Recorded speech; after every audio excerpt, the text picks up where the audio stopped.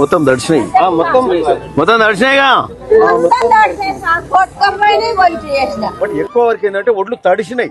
ఈ తడిసిన ధాన్యాన్ని ఖచ్చితంగా కొంటాము. కష్టమంటే తెలిసి నోడురా నిరుపేదరా రైతన్నరా, కడుపు నింపే అన్నం మెతుకురా అన్నదాతరా రైతన్నరా.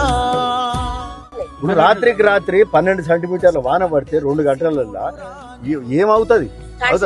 ఈ పక్కకే మన భీమలింగం కాలువనే ఆ నీళ్ళతోటి వండించడం ఆ కాలువలనే పోయినాయి. అరే అరే ఏమైనా ఎండనక వాననక చలి అనక నీల మట్టిని నమ్మిండు. బొలిగొండ మండలంలో ఈ అకాల వర్షాలతోటి రైతులకు చాలా నష్టం జరిగింది. తడిసిన వడ్లను ఖచ్చితంగా కొంటాం.